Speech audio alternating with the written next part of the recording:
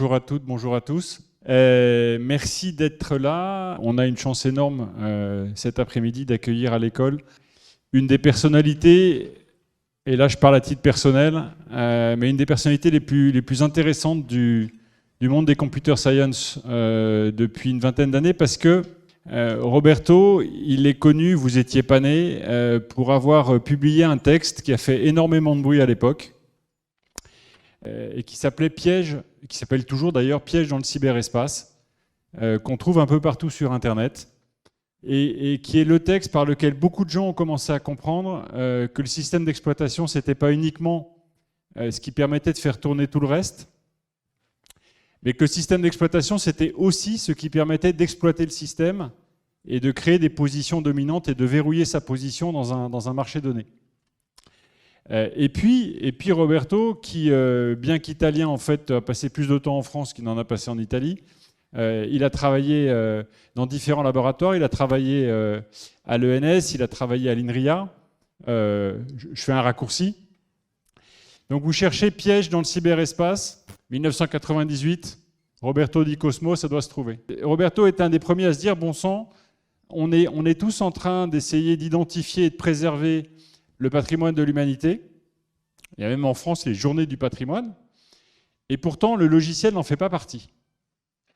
Et il a commencé, à partir de cette réflexion-là, à construire un projet qui s'appelle Software Heritage, dont il va vous parler cet après-midi, et dans lequel vous allez comprendre, que le développement logiciel, ça date pas d'aujourd'hui, que deux, une très grande partie de ce sur quoi vous vous appuyez pour développer puise ses sources dans l'histoire profonde, et que trois, un très grand nombre de souches logicielles qui ont été développées il y a une vingtaine d'années, une trentaine d'années, servent encore aujourd'hui, fonctionnent encore aujourd'hui. Certaines sont maintenues par une seule personne et elles restent fondamentales. Donc peut-être qu'un jour on aura en France, à l'instar du Computer History Museum de Mountain View en Californie, peut-être qu'on aura un jour un musée.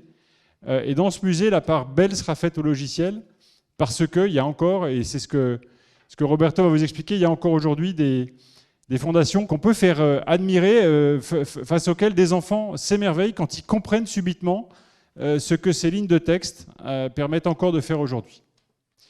D'abord, c'est moi qui vous remercie de prendre un peu de temps pour écouter un vieux de la vieille comme moi qui va vous raconter quelques histoires, mais bon. J'ai passé à peu près plus de 30 ans à faire des recherches, de l'enseignement en informatique. Donc, j'ai commencé avec de l'informatique théorique. Si vous voulez la petite histoire, c'est que quand on a commencé à faire de l'informatique à Pise, quand j'étais étudiant, on n'avait pas assez de sous pour avoir des vrais ordinateurs. Du coup, on était devenus des très bons théoriciens. Après, on a trouvé aussi des vrais ordinateurs. J'étais un hacker pendant longtemps. J'ai passé un quart de siècle à faire, disons, de la promotion du logiciel libre sous toutes ses formes, donc avec des textes, comme celui que Philippe rappelle, avec du développement, avec des logiciels divers et variés. Donc j'avais développé en 1999 les premiers CD bootables, qui me semble une banalité absolue aujourd'hui. C'est-à-dire démarrer un ordinateur sur une clé USB ou même virtuellement, c'est une chose que vous faites tous les jours. À l'époque, je vais vous dire, c'était une grosse galère d'arriver à faire booter un ordinateur sur un CD-ROM, etc. Mais on avait réussi à le faire. J'ai essayé d'aider aussi sur la partie logiciel libre de façon institutionnelle, donc à la création d'un groupe thématique sous les logiciels libres en 2007, ici en région parisienne. On a passé avec d'autres collègues, en particulier, j'ai appris avec plaisir qu'il y a Stéphane Fermiget qui fait un mineur des logiciels libres ici.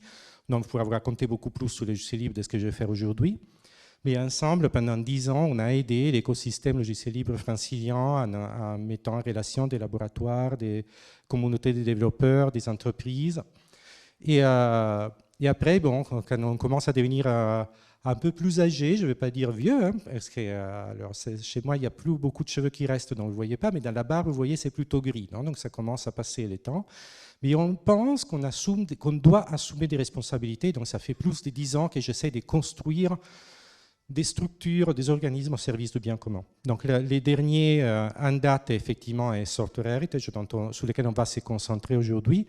Mais ce n'est pas la seule casquette que je garde aujourd'hui, à nouveau parce qu'il n'y a pas beaucoup de cheveux, donc beaucoup de casquettes.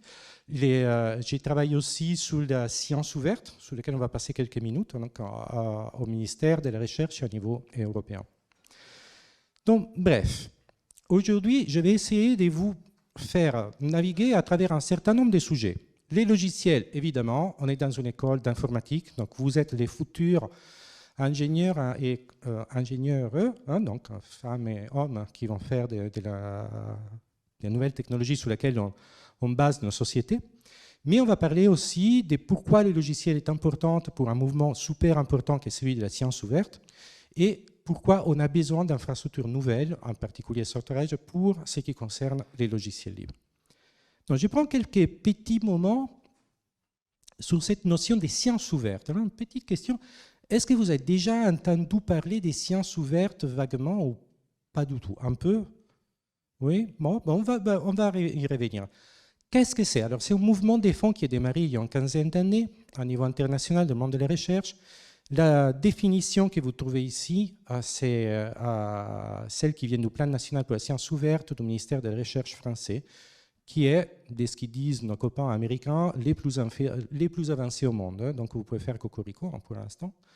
Donc, c'est la dissémination des résultats de l'activité scientifique sans entrave, donc un hinder, c'est sans entrave, en profitant justement des moyens informatiques modernes qui facilitent la dissémination de l'information.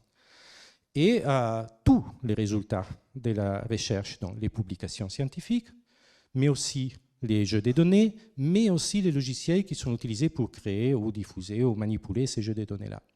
Bon, très bien. Mais alors pourquoi c'est intéressant de faire de la science ouverte? Et bon, là, je vous fais écouter ce qu'ils disent certains de nos chers dirigeants à niveau européen. Par exemple, Jean-Éric Paquet est le directeur général des recherches et innovations au niveau de l'Europe. Dans un de ses discours, il dit la raison pour laquelle on veut avoir de la science ouverte, donc partager facilement et rapidement tous ces résultats de la recherche, parce qu'on veut améliorer la qualité de la science, parce qu'on veut accélérer les développements des résultats scientifiques. Et là, vous voyez, si moi je partage mes résultats et les outils et les données que j'ai utilisés pour obtenir un résultat avec quelqu'un d'autre, cette autre personne ne doit pas les refaire, il peut prendre ces travaux-là et construire sur ça. D'ailleurs, dans votre expérience de tous les jours, quand vous développez des logiciels informatiques, c'est très très rare que vous écrivez vraiment à partir de rien. Vous réutilisez plein de bibliothèques, plein de frameworks, plein d'outils, plein de librairies qui sont disponibles parce que, grâce au mouvement de logiciels libres, vous pouvez les réutiliser maintenant. Ce n'était pas le cas quand moi j'étais un étudiant à votre place sur les bancs de l'école, il fallait tout écrire à partir de zéro, on n'avait accès à rien.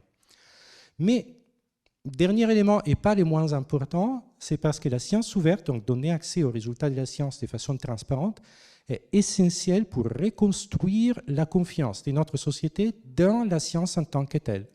Si vous regardez ce qui s'est passé ces 2 dernières années avec la crise sanitaire, etc., disons que l'activité scientifique a pris un gros coup.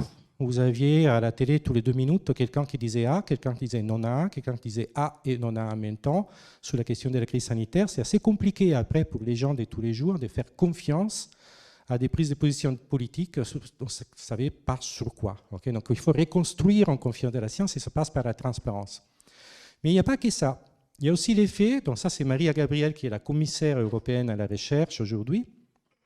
Il dit dans un de ses discours, dans ces crises nouvelles auxquelles on est confronté, que ce soit la crise sanitaire ou que ce soit le réchauffement climatique ou que ce sera autre chose, un astéroïde qui arrive, qui essaie de détruire la planète, on est désormais dans une situation dans laquelle aucun pays, aucune institution toute seule est capable d'apporter une réponse à ce type de crise planétaire. Donc là, on a besoin de collaborer à niveau planétaire. Et là, comme un historien de l'humanité, comme il s'appelle ce monsieur-là, Yuval Noah Harari, qui avait écrit un livre intéressant, s'appelle Sapiens, il avait écrit dans un article, la vraie antidote aux crises auxquelles on est confronté, sanitaires ou autres, ce n'est pas de créer des murs et de séparer les gens, mais c'est plutôt de construire une connaissance scientifique dans la collaboration. Et donc ça, c'était une des raisons pour lesquelles vous voyez de plus en plus aujourd'hui, même à niveau politique, une prise de conscience de l'importance de faire en sorte que les résultats de la science soient partagés sans entrave. Alors, ça c'est un... Comme vous êtes jeune, vous n'avez peut-être pas vu ça, mais je vous raconte mon expérience. Donc la première étape était partager les résultats. C'est par exemple, quand j'ai écrit un article scientifique, faire en sorte que tout le monde puisse les lire. Ça semble une évidence, n'est-ce pas? C'est-à-dire, c'est mon intérêt personnel. Si moi j'écris un article, mon intérêt personnel, c'est que tout le monde lise mon article qui est construit sur mon théorème, qui cite mon papier. Évidemment, ça serait stupide que je les cache. Sinon, personne ne va les réutiliser, personne ne va me citer, personne ne va travailler sur les choses qui m'intéressent. Et pourtant, c'est ce qui est arrivé au milieu des années 90. C'est-à-dire, avant, la façon la plus efficace de distribuer des résultats scientifiques, c'était de les imprimer en papier. Pour ça, on travaillait avec des éditeurs scientifiques, Springer, Wiley, Elsevier et plein d'autres des sociétés savantes. On imprimait plein de copies, on les envoyait dans toutes les bibliothèques. Et moi, je me rappelle très bien, à cette époque-là, j'allais à la bibliothèque tous les vendredis matin et je feuilletais ce qu'il y avait dans les présentoirs. Il y avait les nouveaux journaux qui étaient sortis, les nouveaux articles. Vous voyez, qu'est-ce qu'ils faisaient mes collègues? On n'avait pas Internet. Okay, donc, c'était la façon la plus efficace de s'informer. Internet arrive au milieu des années 90, et du coup, plutôt qu'imprimer un papier, on prenait pas les PDF. Hein. Début des années 90, il n'y avait pas de PDF. Il y avait du DVI ou du PostScript ou autre chose, mais bon, on prenait la chose et on les mettait sur un serveur des fichiers quelque part. Et après, on envoyait un email aux collègues en disant, voilà, le nouvel résultat, il est là-bas, vous pouvez le récupérer. Donc, on voyait que c'était plus efficace. Après, il y a les web qui arrivent, donc on les mettait sur une page web, beaucoup plus rapide que de les mettre dans une bibliothèque. Sauf que ça, c'est un phénomène curieux. Donc, ça a cassé les mariages d'intérêt entre les chercheurs et les éditeurs. Que les éditeurs, avant, ils gagnaient leur vie en faisant payer des abonnements. Alors, si moi, je mets mon papier sur un site web, qui va payer l'abonnement? Et donc, on a commencé à recevoir des lettres de la part des éditeurs qui nous disaient « Oui, votre article, c'est très bien, on l'a accepté, mais s'il vous plaît, mettez-les pas sur la page web sur votre page web avant 12 mois. » Pourquoi je dois attendre 12 mois avant de partager mon résultat? J'ai perdu 12 mois. Vous, dans cette salle, vous n'allez pas lire mon article pendant 12 mois. Donc, j'ai raté l'occasion de récupérer quelqu'un de vous pour travailler avec moi. Pourquoi? Pour maintenir les modèles économiques des éditeurs scientifiques à l'époque. Vous voyez les choses qui peuvent arriver. Donc après, début des années 2000, on s'est aperçu qu'on allait nulle part, et donc ça fait 25 ans qu'on essaye désespérément de sortir de ces bourbiers. Je ne vous donne pas plus de détails, vous n'êtes pas encore dans le monde de la recherche, donc vous ne voyez pas ça, et je vous souhaite de ne pas les voir. J'espère que quand vous arriverez, si vous arriverez dans le monde de la recherche, ça sera réglé. Pour les données, c'était un peu mieux. Parce que par exemple, dans les données, qui avait des grandes quantités de données? Les gens qui font de l'astrophysique, donc vous avez les photos du ciel. Les gens qui font de la biologie, donc on a plein d'informations comme ça. Donc on avait besoin de les partager. Et là, il y avait depuis longtemps des cadres juridiques qui font en sorte qu'on puisse partager relativement facilement. Mais ce n'est pas si facile que ça. Par exemple, les données de santé, c'est une autre histoire. Disons ça, c'était deux piliers, les publications et les données. Jusqu'il y a quelques années, on ne savait pas qu'il y avait un troisième pilier essentiel pour la science ouverte, et qui est justement les logiciels. Alors, ce que je mets là, ce n'est pas moi qui l'ai dit, ce sont les dessins Nature, qui est un journal scientifique très prestigieux, mais je ne vais pas me prononcer. Dans 2014, ils avaient fait une analyse des 100 articles scientifiques les plus influents, et ils avaient découvert que la majorité de ces articles décrivaient en réalité des logiciels qui étaient devenus essentiels dans ces domaines scientifiques-là. Une autre dame qui a étudié beaucoup la question des données scientifiques s'est aperçue qu'effectivement, très souvent, si vous avez des données, vous n'avez pas les logiciels qui étaient utilisés pour lisser, ou traiter, ou nettoyer ces données-là, en réalité, vos données ne valent rien. Toujours en astrophysique, vous savez, des choses qui étaient arrivées, vous aviez les données brutes qui arrivaient d'un télescope, et ils passaient à travers un filtre numérique qui nettoyait un peu des bruits, sauf qu'à un moment donné, on s'aperçut que ces filtres-là, avec les bruits, ils nettoyaient aussi un certain nombre d'étoiles et des galaxies. C'est-à-dire, dans les photos, il n'y avait plus rien. Donc, si vous regardez seulement les données à la fin du résultat sans avoir le logiciel qui a fait le traitement, vous ne saviez plus qu'est-ce qui était perdu, qu'est-ce qui avait été retrouvé. Donc les gens commençaient à s'en apercevoir. Et donc aujourd'hui, on est bien conscient et on sort un certain consensus sur le fait qu'il y a au moins 3 piliers essentiels. Bien sûr les articles scientifiques, bien sûr les données, mais aussi les logiciels. Pour vous donner très clairement l'idée, si vous prenez un article, l'article il vous dit j'ai pris ces jeux de données-là, j'ai fait ces traitements et j'ai obtenu un résultat, et le résultat est 42. Si vous avez seulement l'article, c'est un peu un acte des fois, d'accord? Parce que si vous avez l'article et vous avez les données, vous êtes un peu mieux. Parce qu'on vous a décrit les traitements, vous pouvez essayer de les refaire. Mais aujourd'hui, les traitements algorithmiques sont tellement complexes que juste avec ce qu'il y a dans l'article, on ne sait pas. Ben, vous refaites tourner la chose comme vous l'avez fait vous, et le résultat, ce n'est pas 42, c'est 56. Alors, à qui la faute? Ce n'est pas la bonne donnée, vous avez mal compris l'article, c'est quoi les codes qui ont été utilisés? Donc voilà, c'est essentiel d'avoir aussi les codes qui viennent avec. Et donc, évidemment, les liens, tout ça, sont importants. Il faut que je puisse trouver dans l'article les pointeurs sur la version exacte des données, sur la version exacte du code. Tout ceci, j'espère, pour vous, est banal. Je vous garantis que pour pas mal de collègues dans les dernières années, ce n'était pas banal du tout de s'apercevoir que c'était nécessaire. Après, dans les cas du logiciel, le logiciel est un objet particulier. Hein, vous l'écrivez, vous l'étudiez maintenant. Dans les mondes scientifiques, c'est peut-être trois choses. Les mêmes logiciels peuvent être trois choses différentes. C'est un outil. J'ai un collègue à moi qui utilise un logiciel pour faire un traitement des données. Pour lui, c'est un outil. Il l'utilise pour traiter les données. Mais ça peut être, c'est le même logiciel, peut être le résultat du travail d'une équipe dans un autre laboratoire. Donc pour eux, ce n'est pas un outil, c'est les résultats de leur recherche. On a prouvé que tel algorithme est correct, on a implémenté ça dans un logiciel. Et enfin, dans un troisième laboratoire à côté, ce même logiciel peut être un objet d'étude parce qu'on veut comprendre comment vous l'avez architecturé, comment l'évolution du code a été faite, quelles sont les bonnes pratiques des génies logiciels qui ont été mises en place. Vous voyez, trois facettes du logiciel, les mêmes logiciels, outils, résultats de recherche, objets de recherche. Mais pour pouvoir profiter de ces trois facettes, on a besoin d'avoir accès au code source du logiciel. Il ne suffit pas d'avoir juste ces binaires exécutables. Il faut comprendre comment le logiciel est écrit. Et pas seulement comment le logiciel est écrit, c'est-à-dire les codes sources à un moment donné, mais il me faut toute la liste, tout l'historique de développement du logiciel. Si je vous donne aujourd'hui les codes sources du noyau Linux tout entier, qui fait plusieurs dizaines de millions de lignes de code, comment on y rentre dedans? Vous n'allez pas les lire à partir de la ligne 1 jusqu'à la ligne 22 millions, d'accord? Donc, vous avez besoin de savoir comment il est structuré, qui a rajouté telle fonction, quand, pourquoi telle modification a été faite. Donc là, vous avez besoin de l'historique de version de cet objet. Alors, vous avez la chance, en étant jeune, d'avoir accès à beaucoup de code, mais ce n'était pas comme ça avant.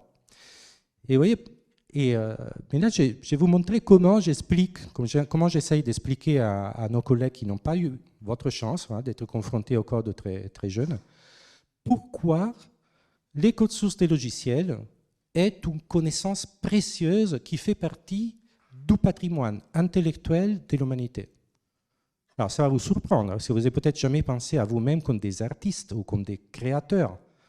Mais alors, j'espère qu'à la fin de cette présentation, vous serez convaincus que vous avez peut-être une chance d'être aussi des créateurs et des artistes en faisant du logiciel. Vous voyez, là, quand j'étais étudiant, la date qui est là-bas, c'est la date où j'ai lu ces livres-là, donc vous voyez qu'il y a un certain temps qui est passé. J'utilisais un livre de Harold Abelson, qui est un professeur de l'MIT. C'est quelqu'un de génial, donc qui a été un des contributeurs à la création de la Free Software Foundation, un des contributeurs à la création du logiciel Scratch qu'on utilise pour essayer d'attirer des gens pour faire de la programmation. Et il avait écrit ces livres-là sous la structure interprétation des programmes par ordinateur. Dans l'introduction, dans la préface, il dit les programmes pour ordinateur doivent être d'abord écrits pour que des personnes puissent les lire, et seulement accessoirement pour que les machines puissent l'exécuter. Il y a deux façons de lire ce qui est écrit là. Ça, vous pouvez les prendre comme une sorte de blague. Donc, c'est votre prof qui vous dit, à l'époque, pas d'Internet, pas d'email, rien du tout. Donc, on rendait la copie papier, quoi. Donc, si vous me donnez les travaux que vous avez fait à la maison et je n'arrive pas à comprendre ce que vous avez écrit dans votre programme, vous aurez une sale note, c'est vrai. Mais il y a autre chose. C'est l'effet qu'effectivement, un logiciel est fait pour être compris, évolué, étudié, corrigé, adapté dans les futurs. Et donc, c'est vraiment important qu'on puisse les lire. Et alors, un des pères fondateurs de l'informatique, qui est Donald Knuth, avait une autre façon de dire ça qui était beaucoup plus poétique. Il disait, la programmation, ce que vous faites ici, c'est l'art d'expliquer à un autre être humain ce que nous souhaitons que l'ordinateur fasse. Vous voyez ce que ça veut dire? Et donc, 1985, il n'y avait pas beaucoup de codes sources disponibles à l'époque, on ne comprenait pas trop. Aujourd'hui, on a un nombre incroyable des bijoux qu'on retrouve accessibles. Par exemple, celui-là, ça date des années 60, c'est un bout de code extrait des 60 000 lignes des logiciels qui étaient embarqués sous les modules lunaires de l'Apollo 11 quand on a réussi à mettre pour la première fois un homme sur la Lune. Et là, je voudrais profiter de l'occasion pour vous dire que si on a réussi à mettre un homme sur la Lune, c'est parce qu'il y a une femme qui s'appelle Margaret Hamilton qui a piloté une équipe de développeurs et d'ingénieurs qui ont conçu ces logiciels-là.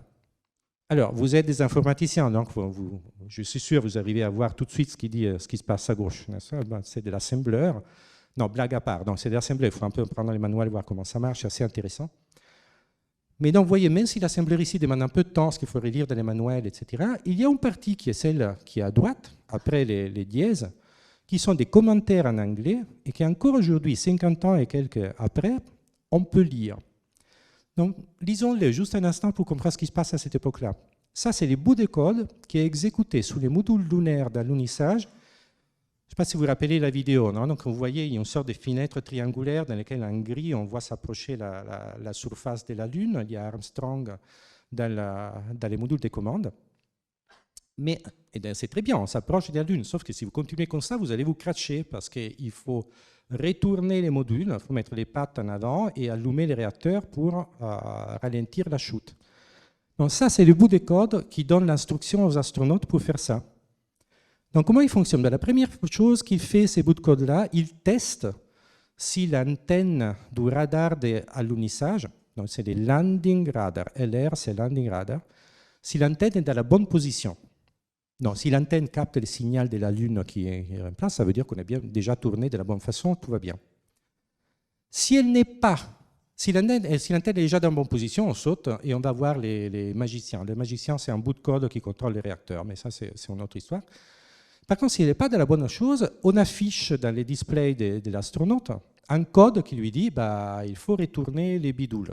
La traduction libre de « Please crank the silly thing around ». Et à ce moment-là, on attend. Donc là, on va appeler la fonction qui vérifie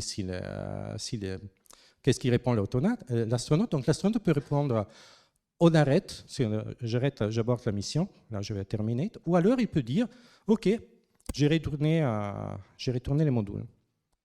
Alors vous, comme vous êtes des bons programmeurs, vous savez que des fois quand les choses ne marchent pas bien, c'est que les problèmes se trouvent entre les claviers et les sièges. Donc ici, on fait la même chose. Donc on va dire, OK, il a dit oui, voyons voir s'il triche ou s'il ment. Et donc là, on ressaute ou on ressaute ici. Donc on va vérifier si l'antenne est bien dans la bonne position. Tant que l'antenne n'est pas dans la bonne position, on l'embête. Vous voyez, même sans comprendre trop les codes ici, on voit vraiment tout ce qui se passe dans les commentaires là derrière. Et ces commentaires sont des messages justement de la personne à l'autre personne qui doit relire les codes plus tard. Alors vous allez dire, oui, bon, d'accord, mais nous, on ne met plus des commentaires parce que ça, c'était des langages pourris, c'est de l'assembleur bas de gamme, alors qu'aujourd'hui, on a des super langages de haut niveau. On peut faire un saut en avant de quelques décennies. Donc là, c'est un bout de code qui est extrait des Quake 3 Arena, donc c'est les précurseurs des Call of Duty, que certains d'entre vous connaissent, je pense, au moins mes enfants le connaissaient. Et donc, il faut savoir que cette fonction-là, c'est une petite fonction qui calcule 1 sur racine carrée de x pour un nombre flottant x quelconque. Et c'est une fonction qu'on appelle énormément de fois dans ces jeux-là, parce que ça sert pour l'affichage en 3D. En réalité, c'était 2D demi, mais ce n'est pas grave. Donc, il faut que ça aille super vite. Alors, dans les années 90, quand ces codes-là étaient écrits, les coprocesseurs numériques, Intel, associés et d'autres, etc., étaient super lents pour ces choses-là. Parce que vous dites, pourquoi on doit faire des codes particuliers? On appelle la fonction flottante, division et racine carrée, non? Sauf que si vous faisiez ça, c'était tellement lent qu'on ne pouvait pas jouer. Donc vous tourniez les joysticks, les trucs ne bougeaient pas, vous vous faites tuer par les monstres, et donc on ne vend pas les jeux. Il fallait trouver autre chose. Et donc ici, il y a un bout de code incroyable. Là, par contre, il faudrait un après-midi pour les comprendre complètement, dans lesquels, avec des astuces magiques, donc en passant de la représentation flottante à la représentation binaire, en profitant du format IEEE des flottants, et d'un peu d'astuces des maths des bases, savoir que le logarithme de 1 plus x est plutôt de l'ordre des logarithmes de x quand x est petit, ou de l'ordre de x quand x est petit, plus l'effet qu'il y a un certain nombre de choses, on s'en sort en faisant des choses magiques qui font la même opération, mais beaucoup, beaucoup plus vite, juste avec l'opération sous les entiers, hein, qui était très rapide. Alors ici, les nombres de variables sont importants pour voir ce qui se passe, les commentaires aussi. Alors, pas forcément tous, hein. Donc ces petits bouts de commentaires, vous voyez là, ça veut dire que même les types qui a répliqué les codes, c'est pas lui qui l'a écrit, sinon il n'écrirait pas ça. Donc, mais il n'a pas compris ce qui se passe. Donc il faut étudier un peu plus. Et là, en plus, il y a une autre chose qui est super intéressante. Il y a cette ligne de code-là, vous voyez, elle est commentée. Donc on ne la retrouve plus dans les binaires, carrément. Parce que ce n'est pas nécessaire. Par contre, si on lit les commentaires, c'est intéressant, ce que vous voyez là. Première itération, deuxième itération, ça on peut l'enlever parce que ce n'est pas nécessaire, ça va vite suffisamment. Itération de quoi? Là on est en train de calculer en fonction. Alors, si vous avez fait un peu des numériques, là, je ne sais pas si ça s'est fait encore dans les cours ici, mais bon, c'est vieux. Bah, c'est une méthode de Newton qu'on fait pour trouver des solutions approximées des racines non fonctions de façon assez efficace. Donc là, il y a une astuce absolument géniale qui est faite derrière. Donc vous voyez, les codes sources contiennent tellement plus que juste des binaires exécutables. Et ces messages à les autres personnes qui vont les relire sont vraiment importants. Donc, pour résumer, comme il disait Len Schuster, qui était les fondateurs et les premiers directeurs du Computer History Museum, dans un très joli article qui est sorti en 2006, l'accès au code source d'un logiciel nous ouvre une fenêtre dans l'esprit du concepteur et du créateur.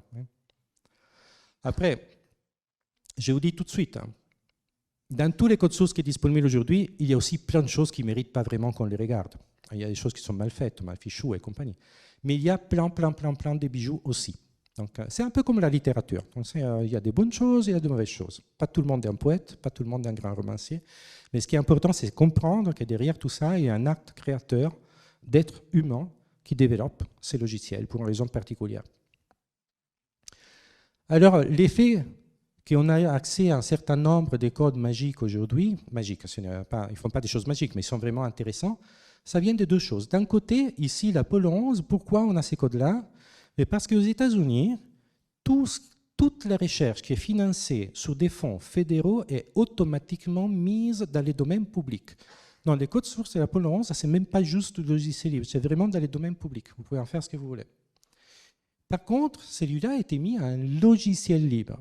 Et effectivement, si vous regardez, les mouvements de logiciel libre qui est né il y a plusieurs décennies, est un mouvement incroyable qui dit essentiellement, quand on développe un logiciel, si je souhaite le partager comme logiciel libre, je ne me limite pas seulement à prendre un binaire, à vous les donner, à vous les vendre, mais je fais autre chose. J'y rajoute autour de mon logiciel un certain nombre de droits que je donne à mes utilisateurs. C'est les droits de l'utiliser sans restriction. Donc, je peux l'utiliser pour faire la chose A ou B ou C. Je peux avoir 10 utilisateurs, 1000 utilisateurs, 1 million d'utilisateurs. Il n'y a pas de restriction. J'ai la liberté, je vous donne la liberté d'étudier le logiciel et de l'adapter. Donc, je suis obligé de vous donner les codes sources et les recettes de fabrication pour les refabriquer. Je vous donne aussi les droits de distribuer les logiciels que je vous ai donnés et je vous donne aussi les droits de distribuer les versions modifiées que vous avez reçues. Alors ça, je résume très brièvement, hein. C'est Stéphane Fermiger qui va vous donner tous les détails, mais ce qui est important à remarquer, c'est que vous avez les privilèges aujourd'hui de vivre dans un monde dans lequel vous avez accès à une quantité énorme de connaissances développées dans d'autres, parce que ça fait des décennies que les logiciels ont changé plein de choses qu'on fait dans le monde du développement. Si on change la façon de développer, vous travaillez de façon collaborative, vous utilisez des forges tout le temps, ça change la façon de les tester, ça change la façon de les distribuer, de les vendre, de les maintenir, etc. Voilà, donc après, si vous voulez regarder un peu plus qu'est-ce qu'il y a derrière, il y a un peu, quand on parle des logiciels libres ou d'open source, il y a deux terminologies différentes. On a le logiciel libre ici, open source là, qui n'ont pas exactement forcément les mêmes enjeux. Hein. Donc d'un côté, ici, on se focalise sur la liberté des utilisateurs, ici, on se focalise sur la liberté de développer, qui n'est pas forcément la même chose. C'est une très longue histoire, il y a plein de licences, des logiciels divers et variés, mais dont l'essentiel, c'est que vous avez accès à toutes ces connaissances aujourd'hui. Vous voyez, ça va un peu, ça fait pendant avec cette histoire des sciences ouvertes. Hein. Dans la science ouverte, on veut que tout le monde puisse réutiliser les résultats scientifiques. Dans la partie logiciel libre, open source, on permet aux autres de réutiliser les développements qui ont été faits. Bon, ça c'était juste pour poser un tout petit peu les cadres. Et pourquoi je vous en parle aujourd'hui? Parce que c'est intéressant de remarquer qu'au niveau politiques, si vous voulez, des décideurs politiques, petit à petit, il y a une prise de conscience que les logiciels est important, pas seulement dans la société en général, parce que vous pouvez envoyer des likes à vos copains, mais comme instrument pour avoir de la science meilleure, pour faire mieux fonctionner nos organisations. Là, j'ai quelques exemples que je peux vous donner. Donc, par exemple, en 2019, on a réuni une quarantaine d'experts internationaux à l'UNESCO pour réfléchir sur l'importance du code source des logiciels dans la société. Donc, il y a un appel qui est sorti de là-bas, avec énormément d'éléments. J'ai mis en avant juste un en particulier. Donc, faire en sorte que les développeurs logiciels soient pris en compte à sa juste valeur dans la carrière des ingénieurs et des chercheurs dans les mondes de la recherche. Mais il y a aussi d'autres domaines. En 2021, l'UNESCO a sorti des recommandations de la science ouverte dans lesquelles ils reconnaissent que les logiciels open source est un pilier de la science ouverte moderne. Et l'Europe, dans une des N initiatives qu'il a fait, il reconnaît l'importance de préserver et rendre disponibles les codes sources développés par les chercheurs pour les chercheurs. Quand je ne vais pas rentrer trop dans les détails ici de la partie politique, mais je peux vous dire, les choses bougent, enfin. Et enfin, mais pas les moins importants, ici en France, 2021-2024, on a les deuxièmes plans nationaux pour la science ouverte, décidés par notre ministère de la Recherche, dans lesquels, parmi plein de choses, vous trouvez un axe qui était complètement novateur. C'est-à-dire vous ne le retrouvez pas dans d'autres pays. Donc il y a un objectif, c'est rendre ouvert et accessible l'ensemble de la production logicielle de l'enseignement supérieur et de la recherche. Et pourquoi? Pour la reproductibilité des résultats scientifiques, pour une meilleure confiance dans les résultats des choses qu'on obtient et pour accélérer le développement. Si je partage mes outils avec vous, vous pouvez les réutiliser, les intégrer, les adapter, les développer pour avoir des résultats plus efficaces. Et alors, les premiers résultats de ces nouveaux plans, c'est ça. L'année passée, on a fait les paris de lancer un prix national pour la science ouverte sur les logiciels libres de recherche. Donc, qu'est-ce que ça veut dire? Ça veut dire qu'on a invité tous les chercheurs, tous les enseignants-chercheurs, tous les ingénieurs de recherche ici en France à soumettre, s'ils pensaient que ça passait la barre, évidemment, c'est un prix national, donc il y a une grosse autocensure, soumettre une candidature pour obtenir une reconnaissance nationale pour ces logiciels-là. Donc, ça a été annoncé, ça a été lancé il y a un an. Les résultats ont été annoncés en février passé. Et vous voyez, il y avait 4 lauréats qui sont ici. Donc, l'assistant à démonstration Coq, qui est une grosse réussite française. Scikit-learn, qui est une énorme bibliothèque pour faire du machine learning, qui est développée en France. Post, qui est un logiciel pour la conception, c'est un langage de programmation pour la musique, qui a une documentation absolument spectaculaire. Et GammaPi, qui sert à faire de l'analyse des rayons gamma qui viennent d'un observatoire d'astrophysique particulier et qui a été sélectionné pour des expériences internationales, je dis. Mais il y en a 6 autres aussi qui ont été des accessites avec une énorme qualité des productions scientifiques qui étaient invisibles jusqu'à aujourd'hui parce que malheureusement, plein de gens pensent toujours qu'un logiciel est juste un outil. Alors c'est tellement plus. Ce sont des équipes, des personnes, des développeurs, des gens qui réfléchissent à un problème, comment le résoudre, comment le maintenir, comment le rendre disponible aux personnes qui ont besoin de l'utiliser. Vous voyez, l'existence de ces prix, le fait que ça a été remis, c'est quelque chose de très significatif parce que ça montre que la situation générale change. Il y a une attention sur votre métier qui n'est pas juste faire de l'argent en faisant des réseaux sociaux, si vous me permettez une petite boutade. Okay? Mais c'est aussi améliorer la qualité de la recherche scientifique moderne. Voilà. Donc après, cette première partie, j'insiste beaucoup sur une partie recherche qui peut-être vous touche un peu moins parce que vous n'avez pas une expérience de chercheur derrière, mais j'aimerais bien que vous voyiez comment les choses sont en train de changer. Alors quand vous voulez faire du logiciel un élément clé de la production scientifique moderne, quel type de problématiques vous devez traiter? Mais il y en a plusieurs. Mais il y a une très, très basique. Par exemple, si je mets juste ma casquette chercheur de base dans ma vie, qu'est-ce que j'ai fait? Bon, je fais de la recherche, je développe des outils, je développe des logiciels que j'utilise pour ma recherche.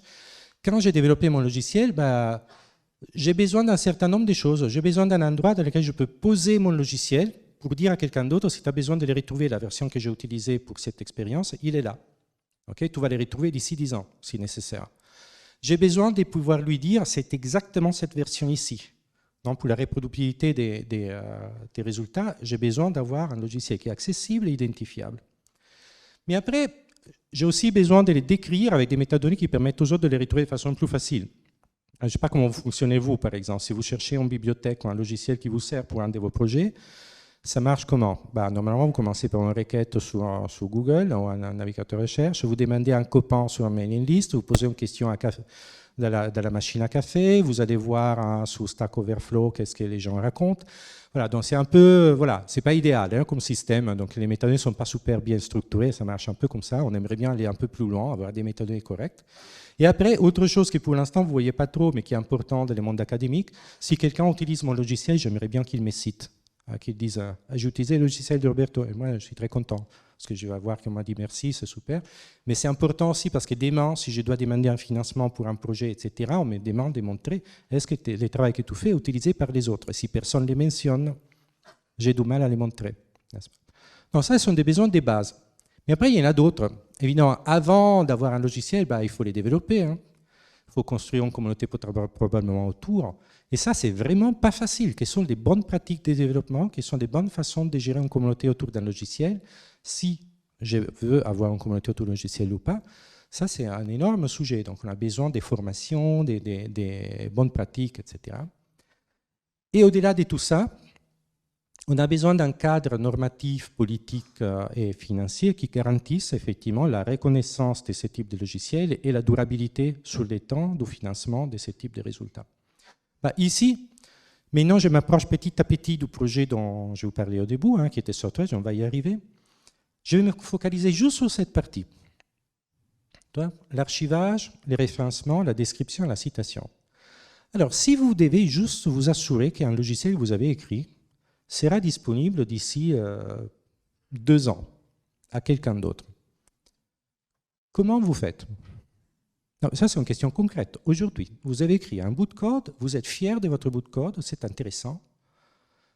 Comment vous faites pour être sûr qu'il sera bien là dans quelques années?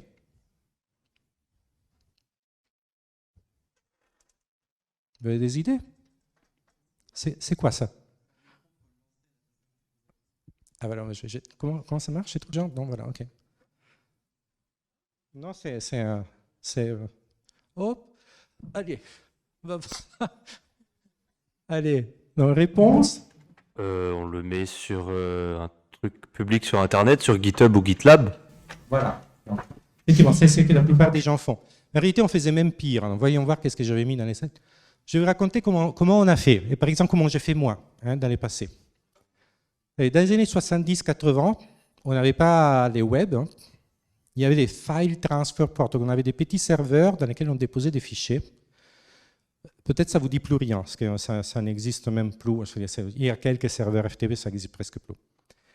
Mais bon, après, les web est arrivé, donc on les met, entre guillemets, sur Internet, donc on les met sur une page web. Okay. Ou alors on les met sur un archive des documents, avec un truc comme ça. Mais ça, c'était avant vous. Hein. Donc après, depuis le début des années 2000, on a découvert des forges. Donc GitHub est un cas particulier d'une forge, une plateforme collaborative pour le développement des logiciels. Et donc là, il y en a plein. Donc il y avait, ça peut être la forge d'une institution, il y a la forge du CNRS, la forge du CDNIRIA, en réalité, CNRS, il y en a plusieurs. Il peut y avoir la forge d'un projet, par exemple, les noyaux Linux a sa propre forge, ou alors la forge du projet Eclipse, ou la forge des je sais pas qui.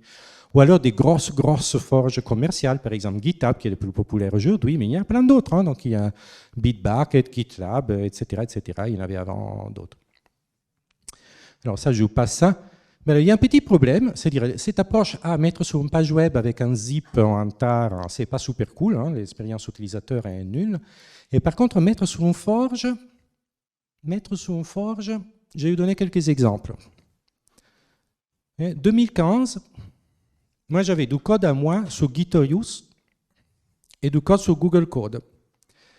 Au mois de mars 2015, j'ai reçu un joli message de la part du patron de Gitorious à l'époque, Alors attention, hein, l'anecdote que je vous raconte est très importante pour vous dans votre futur marketing. Les Américains, ils sont super forts en marketing. Donc les messages, ils commençaient en disant « Great news ». Voilà, great news, ben, j'ai lu les messages, j'ai gagné à la loterie. Ben, qu'est-ce que j'ai? Great news pour moi. Et il y a une grosse partie du message qui disait « Fantastique, fantastique ». Vous vous rappelez qu'on était en concurrence entre Gitorious et GitLab. On est arrivé à un accord et finalement GitLab rachète Gitorious. Donc là, j'ai compris, c'est great news pour lui, parce qu'il achète un Ferrari avec l'argent de la vente de Gitorious à GitLab. Par contre, on descend un peu plus dans les messages, et là, c'est un peu moins great news pour moi, parce qu'il dit, mais vous comprenez, mais non, on est la même entreprise. Ça ne fait pas vraiment de sens de maintenir deux infrastructures, n'est-ce pas? On ne va pas avoir gardé gitlab.com et gitorious.org. Du coup, on a pris la décision commune qu'à partir de maintenant, et là, c'était clic sur le chronomètre, vous avez 3 semaines pour prendre vos affaires et vous tirer, parce que dans 3 semaines, on débranche les serveurs des Gitorious. Okay. Ça, c'est 2019. Les mêmes mois démarches, je ne sais pas si c'est des mauvaises idées qui circulent en même temps, même message des Google qui disait finalement, à Google Code, il y avait 1 million de projets dessous, mais finalement, on trouve qu'il y a autre chose qui est utile ailleurs, donc on va aussi nous débrancher les nôtres, mais on est Google, donc vous n'avez pas 3 semaines, vous avez 1 an pour prendre vos affaires et vous tirer. Résultat, 1 million de projets, ouf, qui disparaît comme ça des Internet, comme on dit, en quelques mois. Et en particulier, si vous regardez les articles que j'avais écrits en 2012, qui pointaient vers... parce que moi, j'ai fait toutes les erreurs. Hein. Si vous regardez mes articles anciens, j'avais mis du code sur ma page web. Mais ma page web, quand j'étais à l'école normale, ça s'appelait dmi.ens.fr. Après, je suis parti ailleurs. Du coup, ma page web a disparu. Et même dmi.ens.fr, ça n'existe plus parce que le département a changé des noms. Donc, c'est juste mort. Okay. Après, je l'avais mis sur une forge d'un projet européen qui était fermé. Après, je l'ai mis sur Gitorious en disant, voilà, c'est une grosse forge, c'est très bien. 2012 et en 2015, mon papier n'avait plus tous les liens implantés nulle part. Dites oui, mais bon, ça arrivait une fois, ça n'arrivera plus jamais. Pas vraiment. Alors, été 2019, Bitbucket, qui est une autre de ces grosses plateformes, dit ouais, on a vu, il y a plusieurs systèmes de contrôle des versions. Il y a Git que tout le monde utilise, il y a aussi Mercurial qui est mieux pour certaines choses, mais il y a moins de gens qui l'utilisent. Donc, on a décidé qu'on arrête les supports de Mercurial. Du coup, vous avez, voilà, on est gentil, quelques mois pour prendre toutes vos affaires qui étaient des projets sous Mercurial et vous partez ailleurs parce qu'on ne va pas étendre la forge, mais on va supprimer tous les projets qui utilisent Mercurial comme système de contrôle de version. Et là, il y avait 250 000 projets qui ont disparu dans la nature comme ça en quelques mois. Et vous dites, oui, mais bon, Bitbucket. Alors, cet été, je ne sais pas si vous avez suivi un petit peu les débats, c'est juste cet été, il y a quelques mois, il y a eu une fuite d'informations de la direction de gitlab.com qui se disait, mais quand même, on a plein de projets qui ne bougent pas beaucoup sur notre forge. Ça nous coûte 1 million d'euros par an. Ils avaient fait un calcul. Donc, si on pouvait virer tous les projets qui ne sont pas actifs, donc la définition des actifs est laissée à l'appréciation de l'utilisateur, exercice pour les lecteurs, et on pourrait gagner 1 million d'euros. Donc, on va les supprimer. Alors, quelqu'un qui n'était pas d'accord a fait fuiter l'information, donc il y a eu tout un débat, et donc ils ont dit non, non, non, non, c'est pas vrai, on n'a jamais pensé à ça, vous inquiétez pas, on les enlève pas. Mais toi, juste pour donner ta réponse, c'est vrai que la première réflexe, et moi j'ai fait ça, hein, j'ai pris le coupable numéro 1, c'est de dire, bah, je les mets sur Internet, je les mets sur une forge, et là, il va être préservé. Pas du tout. Mais il y a pire, hein, vous voyez, même dans les mondes académiques, si vous regardez chez moi, côté INRIA, on avait une vieille forge sur une technologie qui s'appelle Fusion Forge, qui n'est plus tellement maintenue. On a voulu passer sur GitLab, donc maintenant on a un gitlab.inria.fr. Qu'est-ce qu'on a fait? On a envoyé des mails à tout le monde, à tous les utilisateurs en disant attendez, dans 2 ans, on va supprimer cette forge, on va faire ceci, on va faire cela, bougez vos affaires, qu'est-ce que... Bon, la nuit où on a supprimé vraiment, déconnecté la vieille forge, cette nuit-là, toute la chaîne des builds, tous les outils écrits en OCaml, qui est un langage magnifique développé en INRIA, est tombé en rade parce que quelque part dans la chaîne des builds, il y avait un pointeur vers un code source qui venait de cette forge-là. Et donc, on l'a corrigé, vous inquiétez pas. Mais voilà. Pourquoi j'insiste? Parce que finalement, la chose à retenir ici, c'est que tous ces autres outils qui sont sur Internet n'ont aucune garantie de pérennité et une forge n'est pas un archive. Un archive est une structure qui garantit qu'un contenu qui arrive à un moment donné va être préservé. Une forge, ce n'est pas ça. D'abord, sur une forge, vous prenez votre projet, vous le mettez là-dedans, mais vous pouvez décider de les supprimer, de l'enlever, de les bouger ailleurs, etc. Donc, même les liens vers cette forge n'ont aucune garantie de rester. Mais pire, ce que je vous montre maintenant, c'est peut-être la forge elle-même qui décide à un moment donné, pour une raison commerciale quelconque, de supprimer tous les contenus. Et là, ce n'est pas un projet qui disparaît, mais des millions. C'est pour ça qu'il faut un vrai archive de tous les codes sources. Un archive, pas juste une forge. Pas une forge. Ben, la bonne nouvelle, c'est que maintenant, il y en a un. Et donc, on passe maintenant à la partie un peu plus moderne. Et cette archive s'appelle Software Heritage. Donc, c'est une initiative qui a démarré en 2015, donc ça fait 7 ans.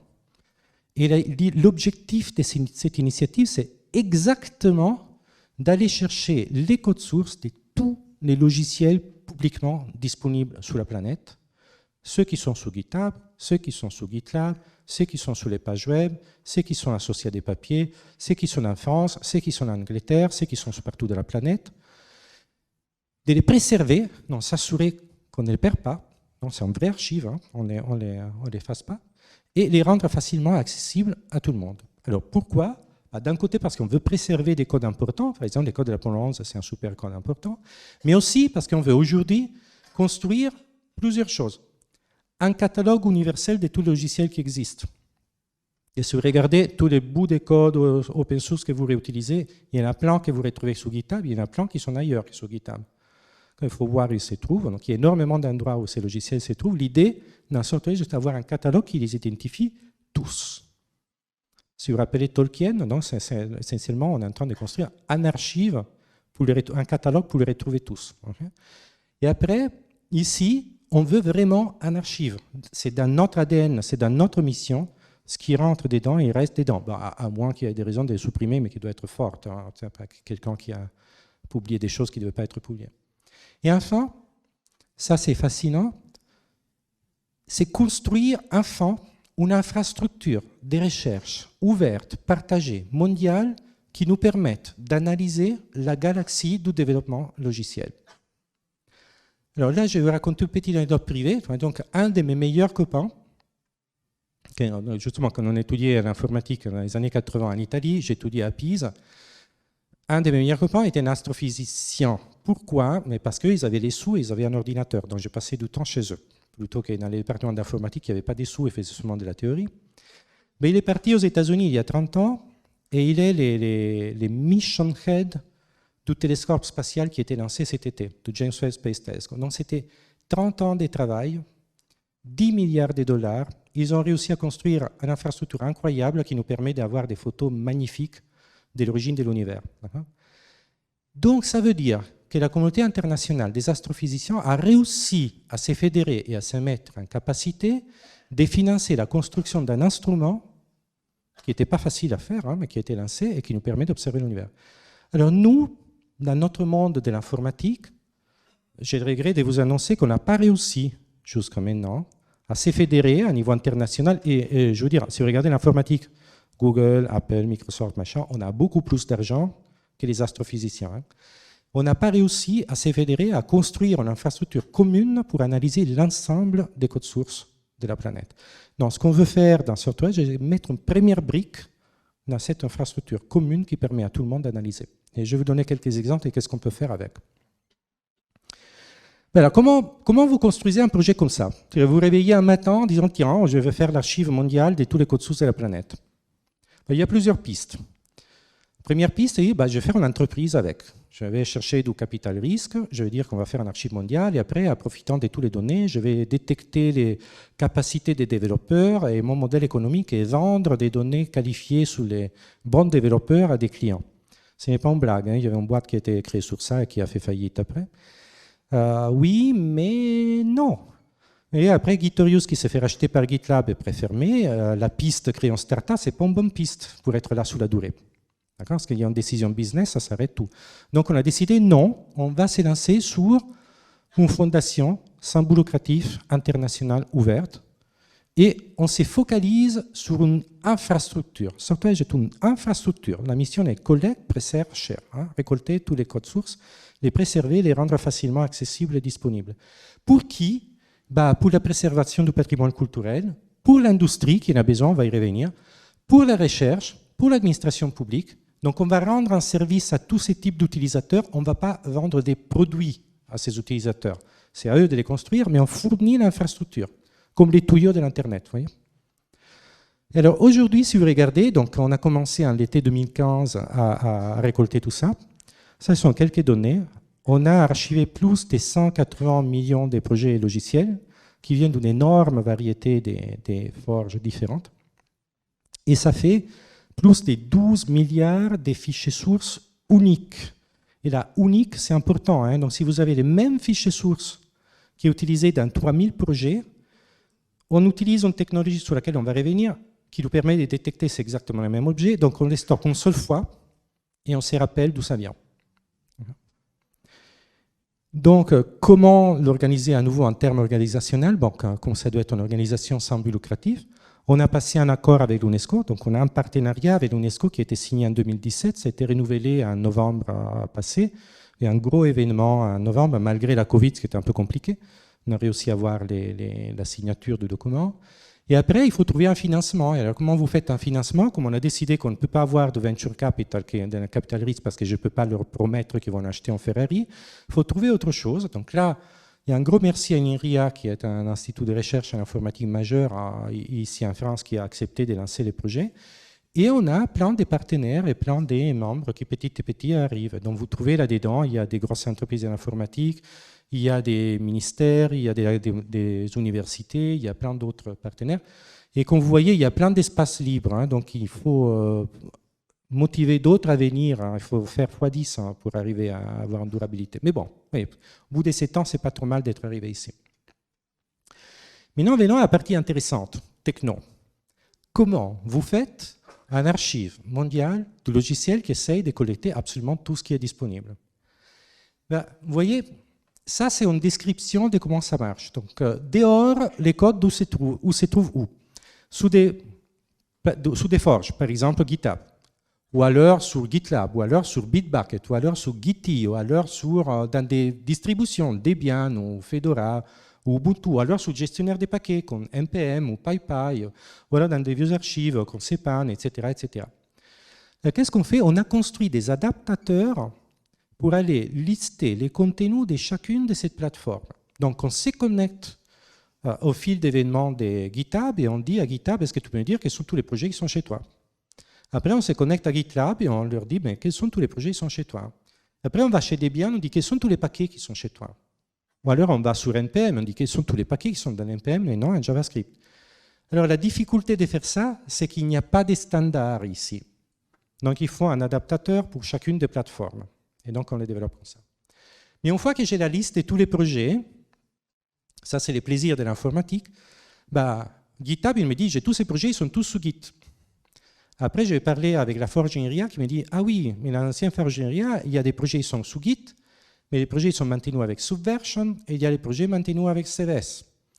Après, je vais voir sur Bitbucket, et Bitbucket dit « Ah oui, on a des projets sous Git, mais aussi sur Subversion, mais aussi sur Mercurial. » Ah, pardon, on les avait parce qu'on les a supprimés, mais bon, quand même, ils sont là à un moment donné. Vous voyez, et après, on va voir les différents formats des paquets, sont tous différents. Donc, si on était probablement juste une start-up, on s'arrêterait ici en disant ben, « On s'en fiche, on fait juste un grabouge vite fait là, pour pouvoir extraire la valeur et la revendre. » Mais comme nous, on se place dans une logique de préservation à long terme, on a décidé de faire une étape supplémentaire. Chacune de ces différentes technologies, Git, Subversion, Mercurial, les versions des paquets, les formats divers et variés, on a construit pour chacune d'entre elles un adaptateur qui lit l'histoire, qui la reconstruit et qui l'embarque dans un gigantesque graphe unique. C'est un graphe dirigé acyclique, vous l'appelez un graphe dirigé, il y a des flèches, acyclique, il n'y a pas de boucle. Okay? Et dit de Merkel, qu'est-ce que ça veut dire Merkel? Merkel est un cryptographe allemand qui dans les années 80 avait publié un joli article qui disait comment faire pour faire une signature cryptographie pour des gros jeux de données. Ces idées à lui sont celles qui sont à la base aujourd'hui du Bitcoin, qui sont à la base des Git, qui sont à la base des file systems distribués, etc. Donc on utilise la même idée. Donc, on stocke ici les contenus de chaque fichier, on calcule les hashes cryptographiques de cet objet-là. À partir de ces hashes, on construit la représentation d'un répertoire sur lequel on construit un hash, et après, à partir de ça, on fait tout le reste. Et à la fin, vous avez un seul hash cryptographique qui identifie l'état de tout un projet, avec surtout son historique. L'avantage de cette construction, c'est qu'on déduplique tout. Si les mêmes fichiers se trouvent dans deux répertoires différents, dans deux projets différents dans l'archive, nous, on les garde une seule fois et on a tous ces flèches qui nous disent il est ici, mais aussi là-bas. Donc, on peut naviguer dans ces graphes-là. Si vous voulez avoir une idée de qu'est-ce que c'est ces graphes-là, aujourd'hui, il y a 25 milliards de nœuds. Les nœuds, c'est les feuilles, les répertoires, les révisions, les snapshots, etc. Et il y a 350 milliards d'arêtes. Dans les arêtes, c'est ces petites flèches que vous voyez ici. C'est un des plus gros graphes sociaux publiquement disponibles sur la planète aujourd'hui. Pourquoi un graphe social? Parce que ces graphes-là, en réalité, ils décrivent comment un logiciel a évolué. Dans chacun de ces petits nœuds révisions-là, qui sont des triangles, il y a écrit « Monsieur un tel ou Madame tel autre a modifié ces fichiers dans tel projet pour telle raison ». Et donc, si vous voyez l'évolution dans les graphes, vous avez l'historique du développement de tout le logiciel. Et donc, essentiellement, on a construit un gigantesque moissonneur qui essaye d'aller collecter tout ce qui est publiquement disponible. Mais c'est un travail titanesque qui n'est pas fini, parce qu'il faut plein d'autres adaptateurs ici et là. Et donc là, il y a un travail de communauté qu'on a lancé. Mais on a aussi rajouté d'autres choses. Donc, il y a la possibilité pour n'importe qui d'entre vous de déclencher l'archivage d'un logiciel qui est paumé dans un endroit que nous, on ne connaît pas. Rapidement, je vais vous montrer comment faire tout à l'heure. Ou alors même un mécanisme de dépôt qui peut être utilisé par des entreprises ou par des archives institutionnelles quand c'est nécessaire. Donc ça, c'est l'archivage tel qu'il est fait. Et les référencements, chacun de ces nœuds-là se voit affecté un identifiant cryptographique qui est pour les gens d'entre vous qui utilisent déjà Git. Vous utilisez Git? Ça vous dit quelque chose? Ok, donc si je dis un hash Git, vous savez. Ok, un commit hash, parfait. Donc, vous voyez, nos identifiants-là, on pourrait appeler ça des glorified Git hashes, okay, donc, essentiellement. Donc, vous avez un préfixe SWH qui dit ça, c'est un identifiant dans Software Heritage, une version, numéro de version, parce qu'on peut éventuellement changer les formats plus tard, un tag qui dit c'est un contenu, quel type de contenu je suis en train d'archiver, et des hashes qui est ici, c'est essentiellement les mêmes hashes que vous trouvez dans Git aujourd'hui. Sauf qu'on rajoute un certain nombre de fonctionnalités qui vous permettent de dire voilà, ces contenus, je les vois dans tel contexte, etc. Et donc, ceci est maintenant supporté dans un standard industriel qui s'appelle SPDX, le Software Package Data Exchange, maintenu par la Linux Foundation et par Wikidata. Je voudrais juste vous montrer un exemple, vous voyez, de tout ça. Vous voyez, ça a ouvert directement cette page web-là que vous voyez. Ici, on est dans l'archive de Software Heritage sur exactement les fragments de code que je vous ai montrés tout à l'heure. C'est les mêmes fragments de code dans les bons contextes. Là, ça vous dit, ces codes-là, on l'a récupéré sur ces dépôts qui étaient dans GitHub. La dernière fois, on l'a mise à jour, c'est à cette date ici. Voilà la révision qui correspond à ces codes-là, et il s'appelle thelunarlanding.agc dans les répertoires Luminary, etc., qui est à l'intérieur. Donc, tous les fois que vous êtes sur l'archive, vous pouvez sortir à n'importe quel moment ces petits tabs rouges-là qui vous donnent des identifiants complets pour avoir exactement ces contenus et cette référence-là. Et après, les identifiants, vous pouvez choisir lesquels vous intéressent. Par exemple, vous pouvez avoir les pointeurs sous les contenus, sous la directory qui contient les contenus, sous la révision qui contient cette directory, alors sous l'état complet du dépôt logiciel qui contient ces contenus à un moment donné. Cette table rouge-là, il est présent partout. Dès que vous visitez l'archive, vous pouvez récupérer cet identifiant. Et une fois que vous l'avez copié, vous le mettez dans votre papier, comme j'ai fait moi dans mes slides, et quand vous cliquez dessous, vous retombez dessous. Alors, vous avez l'habitude de faire des choses similaires avec GitHub, par exemple. C'est facile de faire la même chose. Mais quelle est la grosse différence? C'est GitHub, ça marche qu'avec GitHub, avec les hashes des GitHub. Chez nous, c'est un archive, donc les choses qui sont là aujourd'hui vont rester là demain. 2, ça marche sous tous les contenus de l'archive, peu importe si ça vient de GitHub, de GitLab, de NPM, de PyPy, de n'importe où, etc., etc. Et c'est les mêmes schéma d'identifiant calculé pour absolument tous les contenus qui sont dans l'archive. Et ça, c'est la grosse différence. Donc, je disais, donc, on apporte une vraie réponse pour les gens qui veulent faire de la science ouverte sur la partie archivage et référencement, parce qu'enfin, je sais, moi, où mettre mon code, de façon qu'on le retrouve, et je sais comment mettre dans mon article, dans ma documentation, dans mon blog post, dans mon contrat avec une entreprise, un pointeur précis qui te dit c'est sur cette version des codes qu'on s'est mis d'accord, pas sur autre chose. Et je vais le retrouver demain. Mais on a aussi travaillé pour faire en sorte que la description et la citation marchent correctement. Je ne vais pas y passer trop de temps, parce que je pense que l'idée est de donner une petite démo de tout ça. J'ai déjà commencé à le faire un peu. Les slides de cette présentation vont être en ligne. Tout ce qui est en bleu, vous voyez là, ce sont des liens que vous pouvez cliquer. Et en cliquant, vous suivez et vous trouvez l'objet correspondant. Et donc, les liens qui sont ici, ça vous amène sous les bouts des codes sources d'Apollon qu'on a déjà visités. Mais ici, j'avais un autre exemple. Et ça, c'est un petit tweet pour vous dire que, quand je raconte qu'on met en danger la science si on met juste les choses sous des forges. C'est un astrophysicien, c'est M. Gabriel Altaï, et je vous garantis que je ne le connais pas et qu'on ne l'a pas payé. Okay? Donc son tweet, c'est vraiment les siens. Dans l'été où Bitback est à effacer ses 250 000 projets, il a découvert, parce que les gens de la Astrophysics Source Code Library l'ont informé que dans un de ses papiers, il y avait un pointeur vers un code qui a disparu, mais il a découvert qu'il avait tout perdu. Parce qu'il avait mis sur la forge en disant, ça va quoi, je l'ai mis là, il ne va pas disparaître. Et après, il a découvert, miraculeusement, qu'il y avait un projet qui avait tout archivé, avec l'aide d'une boîte française, ici, Octobus, qui nous a aidé à faire ce type de choses-là. Alors, imaginez qu'il y a un bout de code qui vous intéresse, qui n'est pas encore archivé chez nous. Vous faites comment pour l'archiver? Il y a plusieurs façons.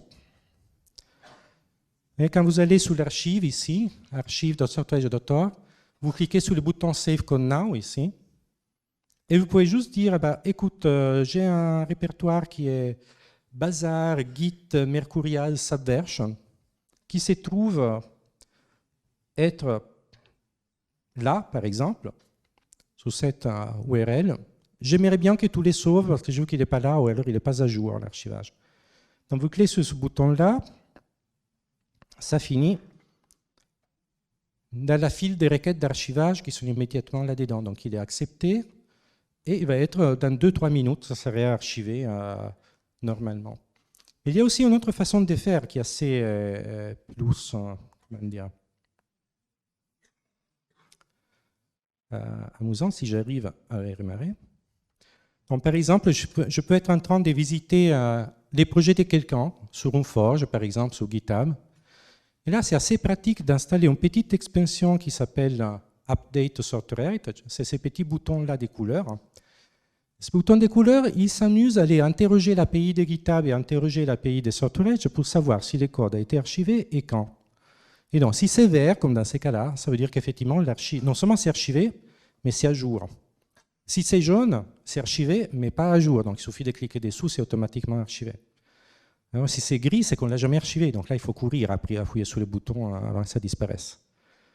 Et par exemple, si je veux passer de la partie sous GitHub à la partie archivée sous Storage, il suffit de cliquer sur les trucs verts. Et normalement, je vais finir sous l'archive, sous la version archivée en 2 secondes, où je peux extraire l'identifiant. Vous voyez? Donc c'est ultra facile aujourd'hui d'archiver du code qui se trouve partout ailleurs. Maintenant que je vous ai embêté bien sur la partie recherche qui vous intéresse peut-être jusqu'à un certain point, j'aimerais bien vous attirer l'attention sur le fait qu'on peut faire des choses en utilisant Storage et qu'on peut faire avec rien d'autre. Et ça commence à devenir amusant pour quelqu'un qui est un développeur. Voyons voir un peu. Vous voyez? Je reviens sur la question d'intérieur. Les logiciels sont partout, ça on le sait. Vous vous rappelez ces petites phrases, là c'est Mark Andreessen qui était le premier développeur de Netscape et compagnie, il avait déjà écrit en 2011 les logiciels en train de manger le monde. Effectivement, vous regardez les plus grosses capitalisations boursières aujourd'hui, ce sont des entreprises de logiciels. Plus tard, on s'est dit, ah oui, peut-être, mais les logiciels libres et l'open source est en train de manger le monde du logiciel, parce qu'il y a du logiciel open source partout. Et donc, effectivement, il y a des études qui montrent que la plupart des nouvelles applications sont essentiellement de la reconstruction et réutilisation des bouts de code qui sont déjà disponibles quelque part ailleurs. Ça, c'est bien, mais ça pose aussi un certain nombre de problèmes. D'où viennent les codes que vous êtes en train d'utiliser? Vous avez copié-collé un bout de code source, vous avez réutilisé une bibliothèque, mais vous l'avez trouvé où? C'est pas trop. Qui l'a écrit? Comment? Bon, c'est pas. Et du coup, il y a une petite question, c'est-à-dire, est-ce qu'on sait déterminer l'origine du code qui est embarqué dans les logiciels que vous vendez, que vous achetez, que vous utilisez, les logiciels qui ont telle erreur, telle vulnérabilité, tel bug, vous faites comment pour trouver tout ça?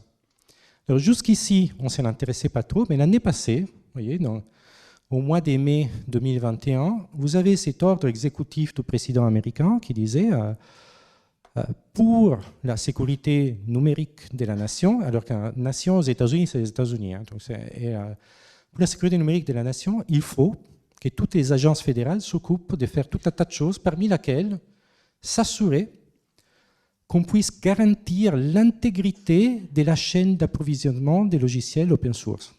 C'est-à-dire quand je trouve un module embarqué dans une application du gouvernement américain, tel module est écrit par qui, il vient d'où, comment je vais faire savoir si la version originale n'a pas été modifiée, etc., etc. Comment ça marche. Et alors, c'est là que nous, avec Sortorege, ce n'était pas l'objectif originaire, hein, mais on se trouve à apporter une réponse à une partie de cette question. Parce que vous voyez, donc, ce que maintient nous, je réinsiste sur cette idée, on n'est pas juste un archive. On n'est pas juste une série de boîtes étanches couvertes de poussière avec des codes anciens qui n'intéressent personne. Non, non, non. Nous construisons un truc complètement révolutionnaire, c'est-à-dire les graphes énormes construits là, dans lesquels vous avez tous les codes sources de la planète, dédupliqués, partagés, donc je peux savoir si tel fichier a été réutilisé ici, là, là-bas, par qui, quand, comment. C'est révolutionnaire. On peut vraiment retrouver tous les développements dans un seul graphe. Et ce n'est pas n'importe quel graphe, justement, c'est un graphe qui utilise cette construction avec hash cryptographique, donc c'est une sorte de moitié d'un blockchain pour les développements logiciels. Et enfin, pour la partie open science, je l'ai déjà dit, mais l'autre chose incroyable qu'on fait, c'est tout le travail que nous faisons, c'est-à-dire collecter tous les contenus qui viennent de toutes ces plateformes, relire l'historique qui sont dans tous les systèmes de contrôle de version, mettre tout dans un graphe uniforme avec le même format simple d'accès, avec les mêmes clés cryptographiques partout. En réalité, on a construit une plateforme révolutionnaire pour faire des analyses massives sur les codes sources qui sont développés aujourd'hui. Si vous avez, je ne sais pas si vous avez regardé un peu ce qui se passe quand vous faites du machine learning, il y a une phase initiale qui est le nettoyage des données. Okay? Donc la partie prenez plein de données sont disparates, il faut les mettre dans un format uniforme pour faire de l'apprentissage dessous. Mais en réalité, on les fait pour vous. Pas parce qu'on voulait faire du machine learning, mais parce qu'on voulait faire de la préservation à long terme. Mais le résultat est le même. À la fin, on a une plateforme unique. Et qu'est-ce qu'on peut faire avec ça? Aujourd'hui, si vous allez sur Amazon, donc AWS, vous trouvez, il y a un programme qui s'appelle Open Dataset, AWS Open Dataset. Donc Amazon héberge des dumps réguliers, des exports réguliers de tous les graphes que nous rendons disponibles aux gens pour pouvoir analyser les contenus de tout ça. Vous voyez, donc vous y accédez de façon gratuite, hein, ça ne coûte rien, donc l'hébergement est gratuit. Par contre, si vous voulez utiliser une analyse sous les clusters Amazon, là, vous payez. Qu'est-ce que vous pouvez faire avec ça? Vous voyez, regardez. Voilà, donc, avec la CLI AWS, vous pouvez voir qu'est-ce qu'il y a dedans. Vous trouverez les graphes, les nœuds internes du graphe et les contenus. Vous pouvez accéder à n'importe quel fichier qui est là-dedans à partir de son hash, les récupérer chez vous et l'extraire. Par exemple, là, j'ai récupéré les contenus de la licence GPL v3. Je peux regarder les dumps populaires réguliers du graphe, les derniers du 25 avril, hein, que vous pouvez utiliser. Et vous pouvez l'utiliser pour faire des choses super intéressantes. Donc là, petite ouverture pub / merci chez vous. Tout ce travail a été fait par Antoine Pietri, qui est un de vos collègues. C'est un ancien de l'EPITA, hein, qui est venu faire une thèse avec nous pendant 3-4 ans et qui a passé son temps à travailler avec Stefano Zacchiroli pour rendre ces graphes disponibles, utilisables pour tout le monde.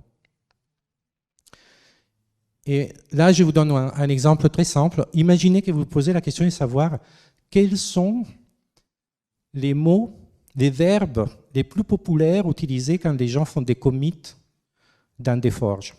Quand vous faites un message de commit, qu'est-ce qu'écrivent les gens?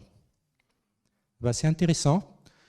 Vous vous connectez sur Amazon, il y a une plateforme Athena qui permet de faire du SQL sans serveur. Et là, vous dites juste, j'ai sélectionné dans la table des révisions les champs messages, que après je décode d'AutoF8, j'enlève les espaces, je les sépare en trucs, je les mets en lowercase et je prends juste la racine du mot. Où les messages sont inférieurs à 1 méga, et il y a des gens qui font des messages de commit de plusieurs mégas, je ne sais pas ce qu'ils mettent dedans, mais bon, bref. Après, je prends les messages commit qui ne sont pas vides, je les groupe par nom, je les ordonne par les nombres d'occurrence, et je prends les premiers 20. Ça, c'est les résultats. Vous voyez, donc, dans la plateforme, la AWS, ça prend quelques dizaines de secondes. Les coûts, c'est $5 par téraoctet des données lues. Donc, ça m'a coûté 50 centimes de faire cette analyse, essentiellement, avec la plateforme. Et vous voyez qu'effectivement, ce n'est pas très surprenant. Donc, les mots les plus utilisés sont update. Donc, les commits plus récents. Vous avez mis à jour quelque chose. Après, sinon, vous avez fait un merge. Il y a plein de merges qui circulent dans la nature. Vous avez ajouté un fichier, vous avez corrigé un bug, etc. etc. Ce n'est pas très surprenant. Vous voyez ces types d'analyses? Si vous voulez les faire tout seul chez vous, vous devez aller récupérer tous les historiques de tous les systèmes de conversion de toute la planète, les nettoyer, les mettre dans un format particulier, après lancer l'analyse, ça vous coûte une fortune. Aujourd'hui, avec ces types de datasets, vous faites l'analyse en quelques secondes. Mais ça, c'est juste une des utilisations possibles. Après, il y a une autre chose. Vous vous rappelez les graphes? 25 milliards de nœuds, 350 milliards d'arêtes. C'est gros. Alors, ce n'est pas tellement gros comme les graphes du web, mais c'est grand. Si vous voulez les naviguer, par exemple, vous vous posez la question de savoir, j'ai trouvé ces fichiers-là, est-ce qu'il y a d'autres endroits dans la planète où il y a quelqu'un qui l'a utilisé? Je sais que j'ai trouvé ces fichiers dans ces projets, mais est-ce qu'il est encore présent dans un autre projet ailleurs? En théorie, c'est facile. Vous prenez votre graphe, vous naviguez vers les hauts à partir du fichier, vous trouvez toutes les origines où il est présent. Sauf que c'est un graphe très très gros.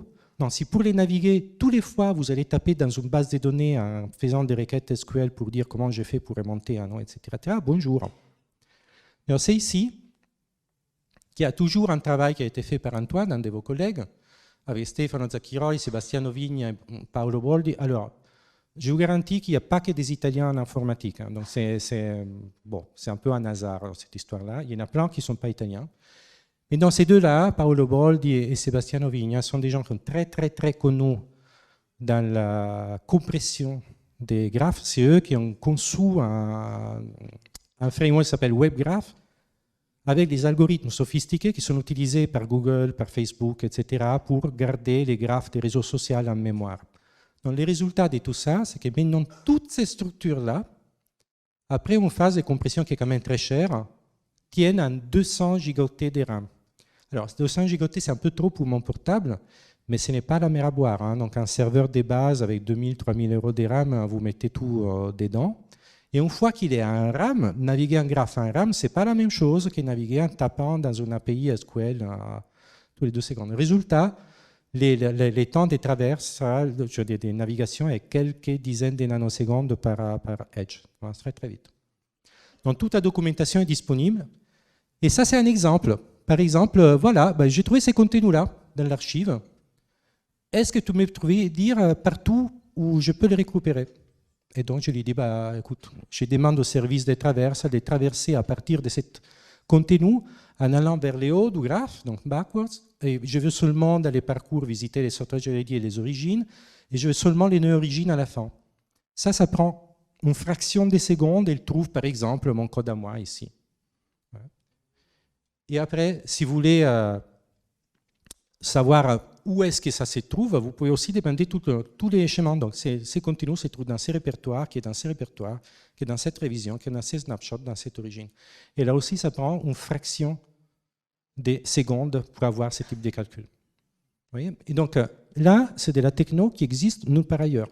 Okay, donc nous, on va les rajouter petit à petit à l'infrastructure de software pour faire en sorte que vous puissiez l'utiliser demain. Voilà, il y avait plein d'exemples ici, je vais un peu les skipper. Pour les gens, ça c'est un collègue qui dans un autre groupe de recherche qui utilise ça pour faire des analyses des codes Android. Donc, si vous voulez essayer par exemple de trouver toutes les vulnérabilités dans les applications Android, il faut trouver les applications Android. Vous faites comment? Comment vous faites pour trouver toutes les applications Android?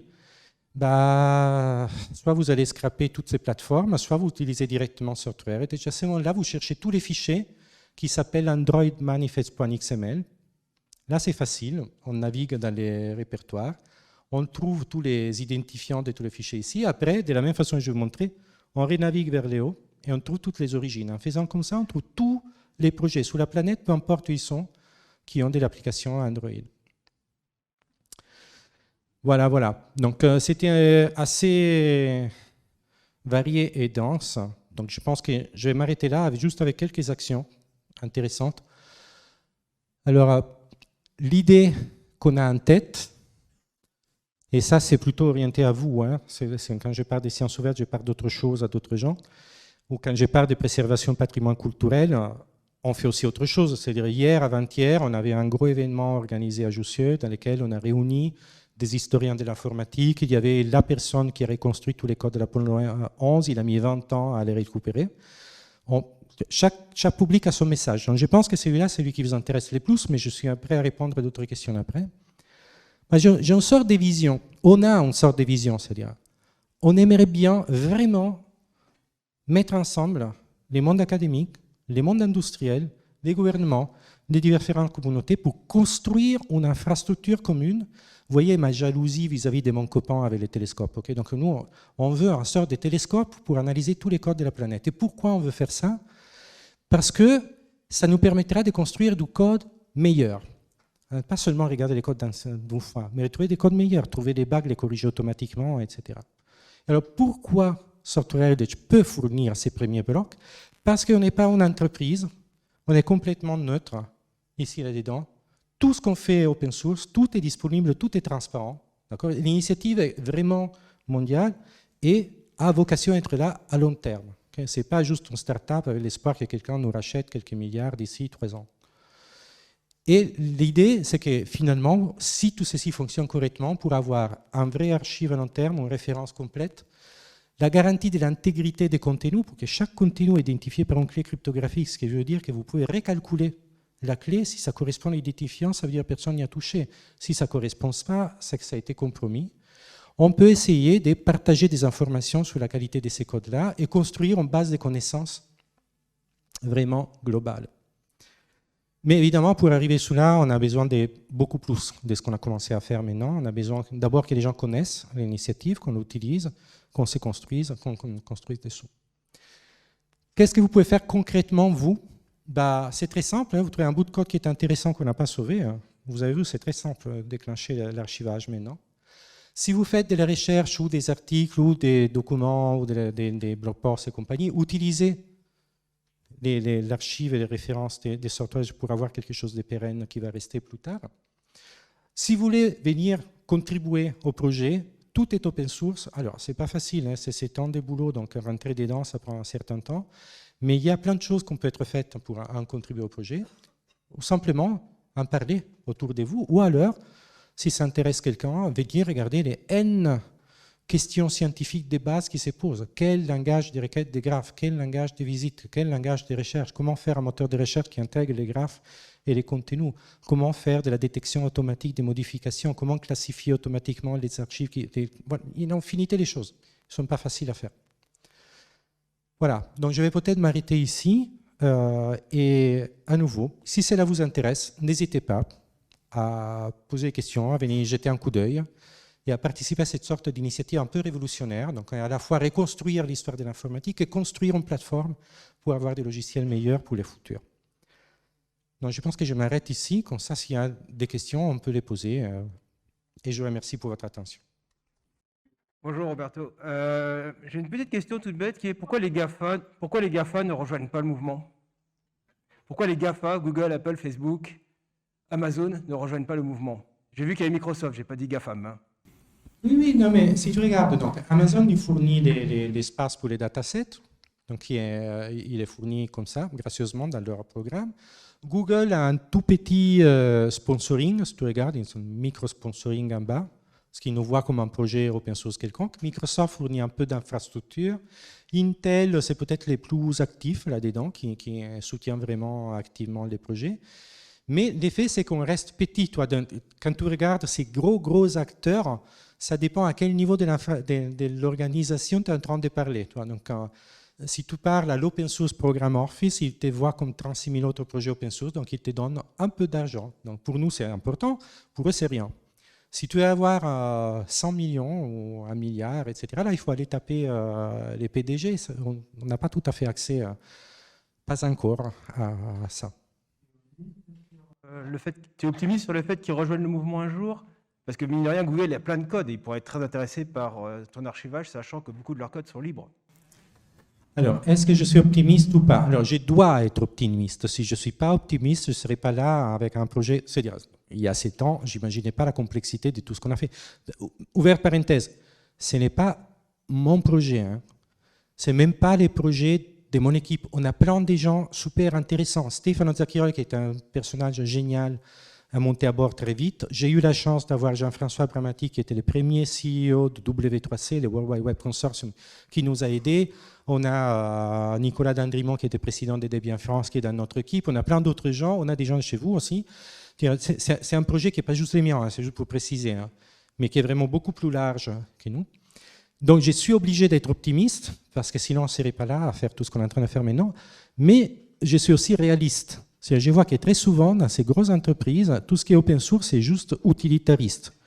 Okay, on les finance parce que ça rapporte quelque chose immédiatement. Si ça ne rapporte pas immédiatement, c'est plus compliqué. Mais j'ai bon espoir. J'ai bon espoir que les choses puissent avancer avant, au moment où l'infrastructure montrera qu'elle est utilisable, utile et qui apporte beaucoup plus de ce qu'il peut faire en interne. Oui, merci pour cette présentation. En fait, ce que je me demandais, c'est vous êtes en train d'agréger pas mal de choses qui viennent de pas mal de forges. Cela dit, vous n'avez jamais la garantie que ce soit réellement du code source. Est-ce que vous filtrez ce qui n'est pas du code source? Je pense qu'il y a plein de choses, hein, Password Store, tout ça qui s'appuie sur Git derrière. Excellente question. Donc ça, c'est une question géniale.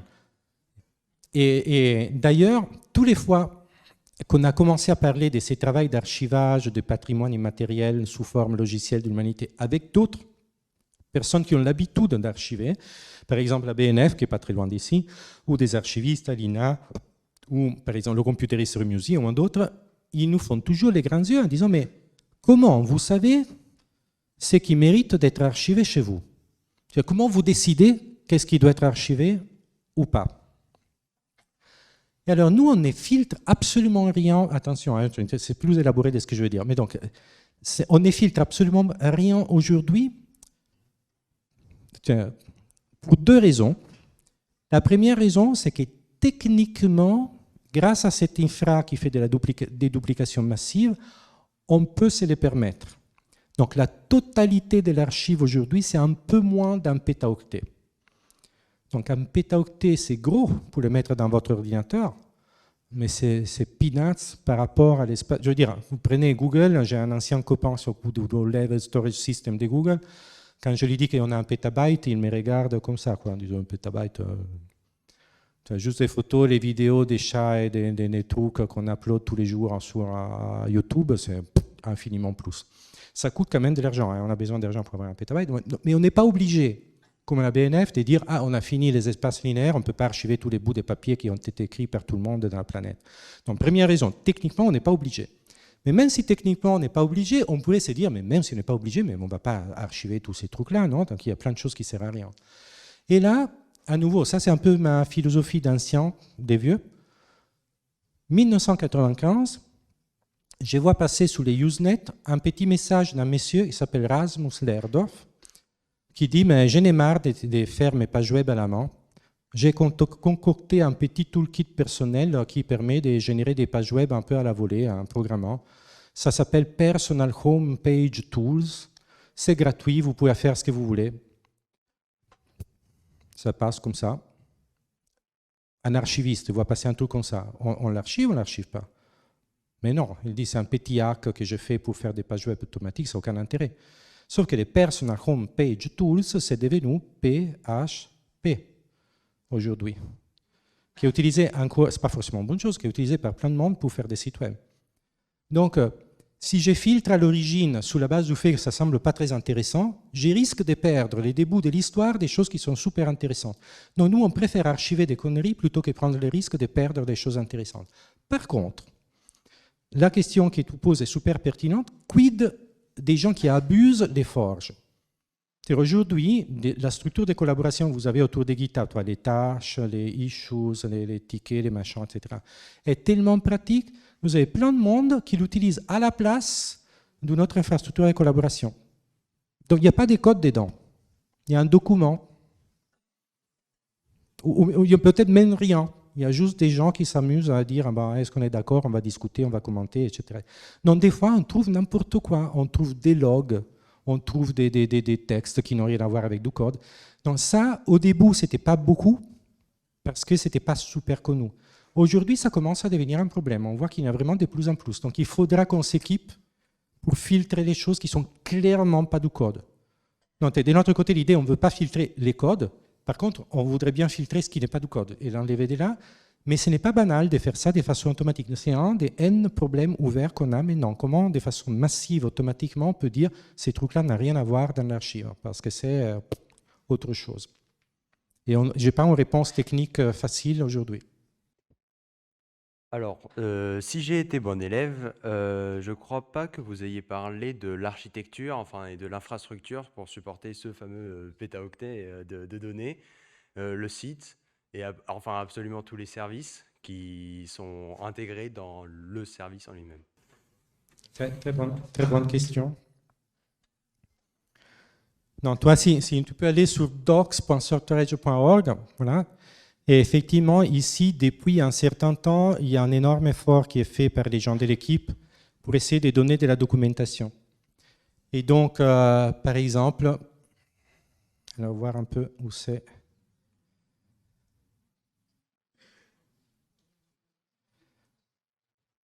Ça c'est une petite vue de l'architecture qui est derrière tout ça. Donc, mais ce n'est pas la peine de regarder ici. Donc, tu vas voir dans docs.sortorege.org, la page des gardes, je vais te montrer.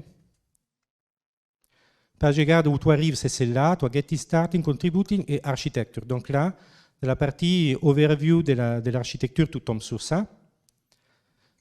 Et donc, effectivement, essentiellement, tu as une grosse web app qui est faite avec du Django. Il y a une base de données qui est un PostgreSQL qui est très gros. Hein, c'est une très grosse instance aujourd'hui. Il y a tout un tas d'API qu'on garde. Il y a des journaux qui sont basés sur du Kafka. Il y a des workers qui font, c'est les machines qui vont faire les moissonnages, etc. On a un object storage, etc. Mais alors tout ceci est en train d'évoluer, c'est-à-dire quand on a dû démarrer avec l'infrastructure, il y avait urgence. Vous vous rappelez, en 2015, ils ont supprimé plein de projets. Ah, je ne vous ai pas montré ça. Attendez. Si vous regardez ici aujourd'hui,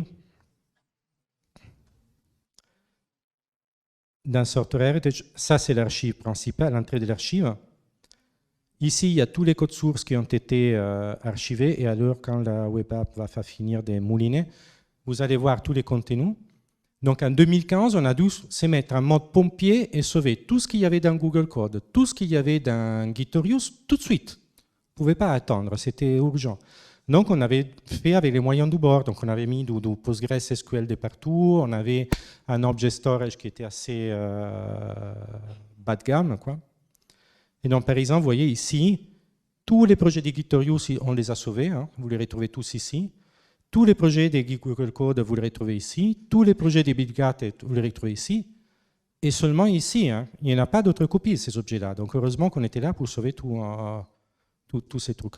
Mais donc, toi, derrière ça, il y a un object storage. L'object storage est aujourd'hui fait avec un file system shardé qui n'est pas super idéal, mais on est en train de les changer. On est en train de passer un techno basé sur Ceph avec des modules supplémentaires qui sont développés parce que Ceph est fait pour stocker des gros objets. Alors les fichiers sources sont petits là, c'est de l'ordre de quelques kilooctets. Donc il y a une interface derrière, on travaille avec Red Hat pour ça, avec une boîte d'ici d'experts qui s'appelle EasterEx. Pour la partie stockage du graphe, pour l'instant, c'est du Postgres, mais ce n'est pas la chose la plus efficace. Donc, on est en train d'essayer de passer sur du Cassandra. Mais vous voyez, c'est une bonne question que tu te poses là. Tu pourrais poser une autre question et dire, mais vous êtes combien pour faire tout ça? Et alors là aussi, on ne cache rien. Hein. Vous allez voir sur les sites du projet, les sites principaux.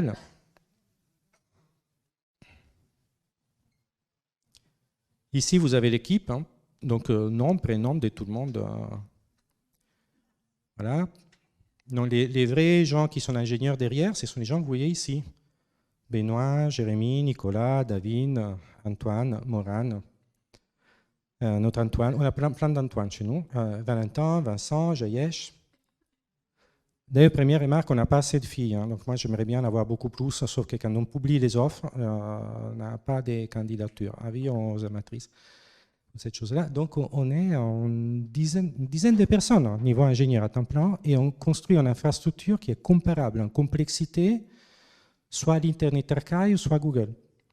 Donc, c'est un effort monstrueux qu'on est en train de faire pour que ça fonctionne. Et effectivement, l'avantage technologique dont on a besoin, les évolutions technologiques dont on a besoin, arrivent petit à petit. J'ai une question, c'est qu'est-ce qui peut faire disparaître Software Heritage et comment éviter que Software Heritage ne disparaisse? Est-ce que tu as réfléchi à le distribuer sur un réseau décentralisé de machines ou sur des file systems décentralisés, enfin faire en sorte que même si Amazon décide du jour au lendemain de tout effacer, il reste une trace quelque part. Autrement dit, comment assurer l'héritage de Software Heritage? Impeccable. Excellente question. Et à nouveau, on a eu le temps d'y réfléchir. Donc il y a deux solutions. Vous voyez, quand vous essayez de faire une infrastructure comme celle-là, il y a la solution testostérone. La solution testostérone est de dire, je prends la meilleure équipe du monde, on est les meilleurs, on va faire un truc qui ne veut pas disparaître, parce qu'on est les plus forts. Mais après, ce type d'approche-là, d'abord, ça suppose que vous avez plein d'argent, ce qu'on n'avait pas au début. Et après, ça me fait penser à une blague d'un comique italien qui était de ma ville, la ville où j'ai habité. Comique était très, très bon comme comique. Après, il est devenu politique, c'est un peu plus compliqué. Mais donc, quand il était comique, une de ses blagues rentrant en scène, il venait, il disait, mais vous vous rappelez les Titanic? Les Titanic, on l'appelle Titanic. Si on l'avait appelé, voyons voir si ça flotte, peut-être qu'aujourd'hui, il serait encore là. Vous voyez? Donc, moi, je suis plutôt dans cette autre approche. Je pense que oui, qu'on va se planter, que oui, on va se faire pirater, que oui, on va avoir des serveurs qui explosent, que oui, on va perdre des données, etc. Donc, comment on sait que ça va arriver? Non, ce n'est pas l'approche du Titanic qui dit on ne va jamais couler parce qu'on a un super truc, etc. Non, nous, on sait qu'on va couler. Donc, quand vous savez que vous allez couler, vous allez développer une stratégie pour que les projets résistent même une fois que vous avez été touché par un iceberg. Okay? Donc, stratégie numéro 1 de notre côté, c'est tout ce qu'on produit comme logiciel d'infrastructure des software est open source. Il n'y a pas une ligne de code propriétaire dans tout ce qu'on fait. Ça veut dire que si quelqu'un d'autre dément veut refaire tourner un software heritage, il y a tout le nécessaire pour le refaire tourner. Ça ne suffit pas, bien sûr, les codes sources, il faut autre chose, etc. 2, il y a plein de dangers. Il y a les dangers techniques, il y a les dangers humains. Moi, je me réveille un matin, et je deviens fou et je décide que je fasse tout. Donc, je prends les mots de passe et j'efface tout ce qu'il y a. Danger numéro 1. Danger numéro 2, on s'est fait hacker, la machine, les serveurs explosent, etc. Danger numéro 3, juridique. Ça va vous surprendre, mais il se peut que dans les pays dans lesquels vous hébergez Software Heritage, quelqu'un, sans le vouloir, passe une loi qui rend impossible votre mission.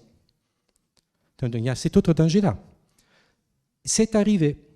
En 2018, si vous vous rappelez, il y avait une directive européenne dont on a beaucoup parlé, c'était la directive européenne sur les droits d'auteur, les changements sur les droits d'auteur. Dans les journaux, vous avez peut-être entendu parler beaucoup de la lutte entre les mondes et Google, entre les journaux, etc., pour YouTube et les auteurs parce qu'ils ne veulent pas payer, etc., etc. Du coup, l'Europe avait passé une directive dans laquelle disait essentiellement que toute plateforme qui stockait du contenu couvert par les droits d'auteur devait s'assurer qu'il n'y avait rien dans cette plateforme qui était couvert par les droits d'auteur de quelqu'un. Et si par hasard il y avait une infraction, pour chaque infraction, on payait une fortune. Donc nous, automatiquement, cette directive-là mettait en danger tous les développements de logiciels libres, pas seulement software, n'importe quelle forge. Vous ne pouvez plus faire un commit, un pull request, parce que personne ne va l'accepter, parce que peut-être que ce que vous avez fait, c'est une copie prise sous Stack Overflow d'un truc de quelqu'un d'autre, et là, dès qu'il y a une infraction, vous payez des millions, c'était pas possible.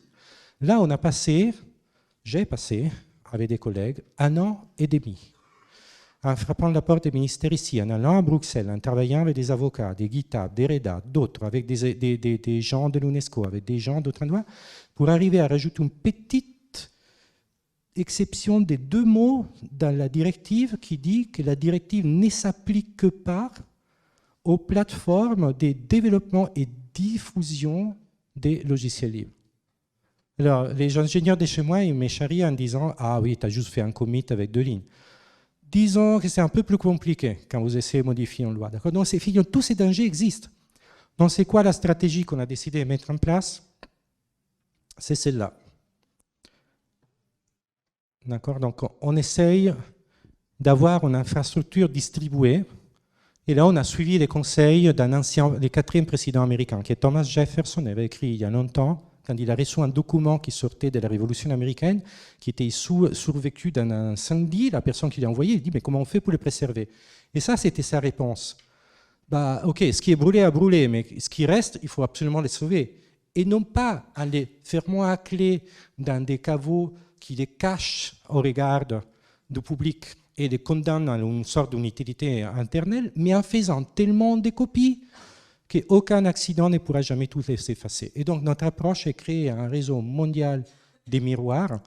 Donc il y en a 2 qui sont en cours de construction, un avec l'ENEA, qui est une agence, une agence italienne pour l'énergie alternative.